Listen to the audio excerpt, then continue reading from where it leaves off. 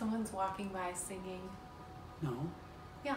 Like that, practicing. Then he just stopped. That was him? Yeah. Wow. So, I attribute that to our neighborhood. What? You don't want that there? It looks weird. It looks heavy. Heavy. He's doing it again. Okay. Okay. Hi, I'm Peter. I'm Kari. It's beautiful. It's typical fall Minnesota. 65 degrees, blue sky, beautiful light. Frosty morning. Yeah, it's really nice. It's been like that.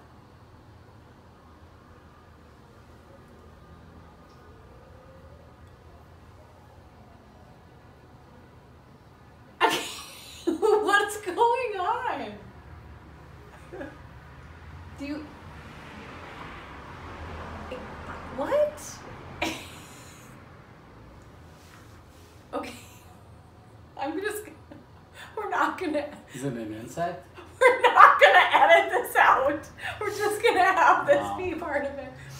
We thought it was a person walking by. Okay, I'm gonna start. I'm just gonna say that last week I talked about how cold it was getting, and it was getting so cold, and I'm not ready for it to get so cold, and it's really hard, and it's totally obvious to me how my mood is different on a day like today or yesterday, and how much more energized I am and motivated I am. So I already started my liquid sunshine drink. I started it last week. Hibiscus. Yep. That's different. That's different. Oh. I've already started the happy light. I've already started the happy light. In the, I've already started all the what he calls references as the Christmas lights. I call them white lights. Are hanging already and on during the day. On timers. On timers. So like it's sad that I have to. It's sad. Get it? SADD. Seasonal affective disorder. It's sad that we have to start it this early, but I did. I started it. And some people ask, like, why live there then? Totally. Why live here? Well, it's the one thing. It's an all-consuming thing for me, but it's the one thing I trade to live in what I believe is like a rich environment. Like a wealth of diversity. I love the politics. You know, Minneapolis and St. Paul are like small towns, but like they have the environment, the arts are so rich here. Just the opportunities, I love it. I do, of course, wish there were mountains and oceans closer, but Lake Superior has to do. So, and it does a good job.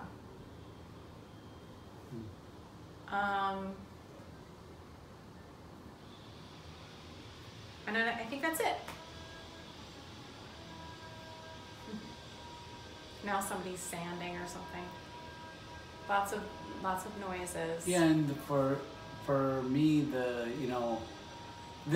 for me, why do we live here? I mean, for me, it was easy because it was home and what I was used to growing up. So it's kind of a long, drug out adjustment for Kari, and I know that, and it might not seem fair, but just like I was totally on board. Yeah, I know, and I was on board to try something absolutely brand new. Yeah. I guess for me. At first it was easy, you know. It was just like we could go back here and leave the mountains and be in a lot of different communities. So like Kari mentioned, the arts community, the athletics community for me, schools, ski racing. I mean, everybody like, why would you want to go ski racing there? Well, I mean, there is a lot of ski racing here, and so you don't have to travel very far. Yeah, and why would you want to go cycling there if there aren't any mountains? But the biking community here is really awesome, and I love it. And those things are, you know, like natural outlets for me to go to work and work so hard at school, and then to be able to do those things as an outlet or kind of a release or to energize you. Yeah, and it's like meditation is to, you know, chill me out. Like I still need to get energized from other things too, and so those are my releases. So I make a point of, you know, skiing and cycling, and they're lifelong sports that you know I'm enjoying teaching too. So that's kind of the whole philosophy for me, is to teach students how to do things for the rest of their lives, and then you know I'm like living that, you know, more than most of my students would ever, you know, take advantage of or whatever. Maybe they will, maybe they won't. I don't know. Like you're doing biking right now. Yes. Biking curriculum at school. Bike safety. The school's brought the bikes to school, and I'm bringing them out. They provide a whole... Yeah, ride them in the street, teaching them. We have a family bike ride this weekend on Saturday, and you know, I'm teaching them single file, riding on the street with the student. Like, well, we're riding in the street. I'm like, yeah, that's where you need to ride your bike. Sidewalks at 5th grade is, you know, we're stopping to do it. So yeah, I'm teaching bicycle and safety. Is there anyone this year who has never ridden a bike? Yeah, well, one girl was like, I don't want to ride the bike anymore. She made that comment today as I was walking out to the bus, and I said, Marion, you know, it's just... Honey, you can't say their name. Just the first name. I don't know. Okay. Well, anyways, Mrs. N, she said, I don't want to do it anymore. And I said, well, you just got to keep trying and trying. And so I talked her into it, and then 10 steps later, she's like, okay, I'm gonna have my dad buy me a bike. And I'm like, well, just learn how to ride ours, then when you get yours, you'll know how to ride it. You won't have to waste your time trying to learn how to ride it when you get yours. She's like, oh, okay, that's a good idea. So, she was doing the Strider, and... You took the pedals off. I have bikes without... A couple bikes without pedals. They're called Striders, and they're a little bit bigger for 5th grade. They're not like the little for ones. Those that haven't learned yet. Yeah, and so Minneapolis sends from the wellness group, nutrition and wellness. They bring some like interns or workers from the wellness center who are affiliated with the bikes. The wellness center and the nutrition center have these bikes because it's like lifelong sports grant.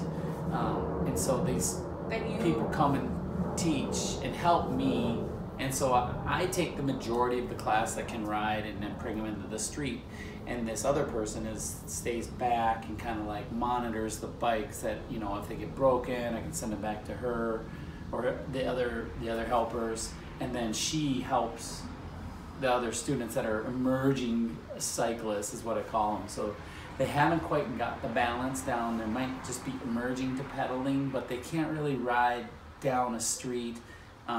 There's so many that have never done the handbrakes. Like these are handbrake with free wheels. Sure. I never thought of that. And the coaster brake. So it's like a new thing for a lot of them, but you know, they might have the balance down.